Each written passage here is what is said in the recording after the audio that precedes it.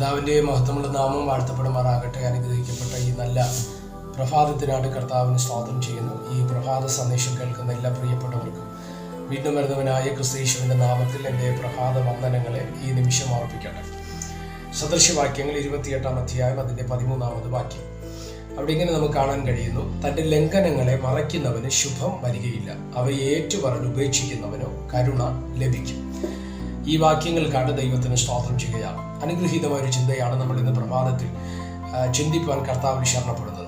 നമ്മുടെ എല്ലാവരുടെയും ക്രിസ്തീയ ജീവിതത്തിനകത്ത് ഏറ്റവും പ്രധാനപ്പെട്ട ഒരു കാര്യമാണ് നമ്മുടെ തെറ്റിനെ നമ്മൾ തിരിച്ചറിഞ്ഞ് ദൈവത്തോട് ഏറ്റുപറഞ്ഞ് എന്ത് ചെയ്യുക, അതിനെ ഉപേക്ഷിക്കുക എന്നുള്ളത് ക്രിസ്തീയ ജീവിതത്തിനകത്ത് ഏറ്റവും പ്രാധാന്യമുള്ളൊരു കാര്യമാണ്. ഒരുവൻ ക്രിസ്തുവിനെ അംഗീകരിക്കുന്നതിൻ്റെ ഏറ്റവും പ്രധാനപ്പെട്ട ലക്ഷണമെന്ന് പറയുന്നത് ദൈവത്തോട് നമ്മുടെ വിഷയങ്ങളെ ഏറ്റുപറയുക എന്നുള്ളതാണ്. ഇന്നൊരാൾ രക്ഷിക്കപ്പെടുകയാണെന്ന് ചിന്തിക്കുക. അങ്ങനെ രക്ഷിക്കപ്പെടുമ്പോൾ അവൻ ആദ്യം ചെയ്യേണ്ട ഒരു പ്രവൃത്തി എന്ന് പറയുന്നത്, അന്ന് വരെ അവൻ്റെ ജീവിതത്തിൽ അവൻ അറിഞ്ഞും അറിയാതെയും ചെയ്തു പോയി, അറിഞ്ഞതിനെയാണെങ്കിൽ അത് ഒന്നൊന്നായി പറഞ്ഞ് ഇന്ന തെറ്റുകൾ എൻ്റെ ജീവിതത്തിൽ വന്നിട്ടുണ്ട്, കർത്താവേ നിന്റെ രക്തത്താൽ എന്നെ കഴുകണമേ, ശുദ്ധീകരിക്കണമേ എന്ന് പറഞ്ഞ് നമ്മൾ പ്രാർത്ഥിച്ച് അതിനെ ഏറ്റുപറയുകയും അതിനെ ഉപേക്ഷിക്കുകയും ചെയ്യുമ്പോഴാണ് ഒരു പുതിയ ജീവിതം നമ്മളിലേക്ക് വരുന്നത്, അല്ലേ? അതാണ് ബൈബിൾ പറഞ്ഞത്. ഒരുത്തൻ ക്രിസ്തുവിലായാൽ അവൻ പുതിയ സൃഷ്ടി, പഴയത് കഴിഞ്ഞുപോയി, അവൻ പുതുതായി തീർന്നിരിക്കുന്നു എന്ന് തിരുവചനം പറയുന്നതിൻ്റെ ആഴവും അങ്ങനെ തന്നെയാണ്. സ്തോത്രം. അപ്പോൾ ഇവിടെ നിങ്ങൾ ശ്രദ്ധിച്ചാൽ ഏറ്റവും പ്രധാനപ്പെട്ട ഒരു കാര്യമാണ് ലംഘനങ്ങൾ എന്ത് ചെയ്യുക, ഏറ്റുപറഞ്ഞ് ഉപേക്ഷിക്കുക എന്നുള്ളതും വളരെ കൃത്യവും അപ്പോൾ തന്നെ വളരെ ശ്രദ്ധേയവുമായ ഒരു കാര്യമാണ്. ഇന്ന് പ്രഭാതത്തിൽ നിങ്ങൾ ശ്രദ്ധിക്കപ്പെടുവാൻ വേണ്ടി ഒരു കാര്യം ഞാൻ നിങ്ങളോട് പറയാം. നമ്മുടെ ജീവിതത്തിനകത്ത് എന്ത് കുറ്റങ്ങളുണ്ടെങ്കിലും എന്ത് കുറവുകൾ അത് നമ്മൾ മനസ്സിലാക്കിയാൽ നമ്മൾ ദൈവത്തോട് എന്ത് ചെയ്യണം? ഏറ്റുപറച്ചിനകത്ത് രണ്ട് ചിന്തകളുണ്ട്, രണ്ട് വിധങ്ങളുണ്ട്. ഒന്ന്, മനുഷ്യനോട് ചെയ്ത പാപത്തെ, മനുഷ്യനോട് ചെയ്ത തെറ്റിനെ മനുഷ്യനോട് എന്ത് ചെയ്യണം? ഏറ്റുപറയണം. എങ്കിലേ ദൈവത്തിൽ നിന്നുള്ള പരിഹാരം നമുക്ക് ലഭ്യമാകത്തുള്ളൂ. സ്തോത്രം.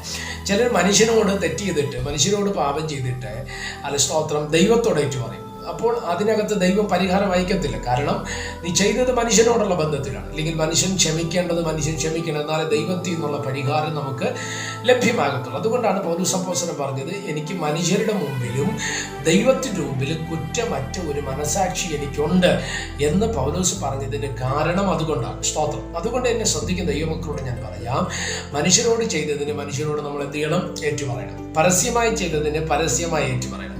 രഹസ്യമായി ചെയ്തതിന് രഹസ്യമായി ഏറ്റുപറയണം. ഏറ്റുപറച്ചിനൊക്കെയുള്ള വിധങ്ങൾ വെവ്വേറെയാണ്. സ്തോത്രം. അത് അങ്ങനെ ചെയ്തെങ്കിൽ മാത്രമേ ദൈവത്തിൽ നിന്നുള്ള പരിഹാരം നമുക്ക് കാണുവാൻ തക്കവണ്ണം കഴിയത്തുള്ളൂ.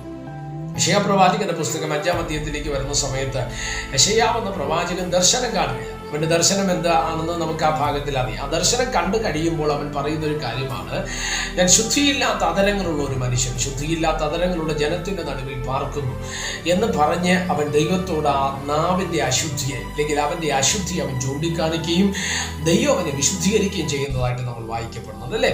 അവിടെ ശ്രദ്ധിക്കുമ്പോൾ മനസ്സിലാക്കുന്ന ഒരു കാര്യമാണ്, അവൻ്റെ ജീവിതത്തിൽ വന്നുപോയ ആ തെറ്റ്, ആ കുറവിനെ, ആ ബലഹീനതയെ സ്തോത്രം അവൻ തിരിച്ചറിയുകയും അതിനെ ഏറ്റുപറയുകയും ദൈവത്തിൽ നിന്നുള്ള ശുദ്ധീകരണം പ്രാപിക്കുകയും ചെയ്യുന്നു. ഒരു കാര്യം നമ്മൾ മറക്കരുത്, അവരുടെ പ്രവാചകന് കൂടെയാണ്, അല്ലേ? സ്തോത്രം. എന്നിട്ടും അവൻ ഏറ്റുപറഞ്ഞു. പലപ്പോഴും നമ്മൾ നമ്മുടെ തെറ്റിനെ കാണാറില്ല, മറ്റുള്ളവരുടെ എല്ലാം തെറ്റിനെ നമ്മൾ കാണാറുണ്ട്. സ്തോത്രം. എന്നാൽ ഒരു ക്രിസ്തീയ ജീവിതത്തിൻ്റെ ഏറ്റവും പ്രധാനപ്പെട്ട ഭാഗമെന്ന് പറയുന്നത് നമ്മുടെ തെറ്റിനെ നമ്മൾ കാണുക എന്നുള്ളതാണ്. നമ്മുടെ തെറ്റിനെ കാണേണ്ട ഒരു വെളിപ്പാട് നമ്മൾ എന്ത് ചെയ്യണം? പ്രാപിക്കുവാൻ തക്കവണ്ണം ഇടവന്നാൽ അത് നമ്മുടെ ജീവിതത്തിനകത്ത് അനുഗ്രഹവും ആശ്വാസത്തിനും കാരണമായി മാറുക തന്നെ ചെയ്യും. അതിനു വേണ്ടിയാണ് നമ്മൾ സമർപ്പിക്കപ്പെടേണ്ടത്. അതിനുവേണ്ടി എത്ര പേർ തയ്യാറാകുന്നുണ്ട്?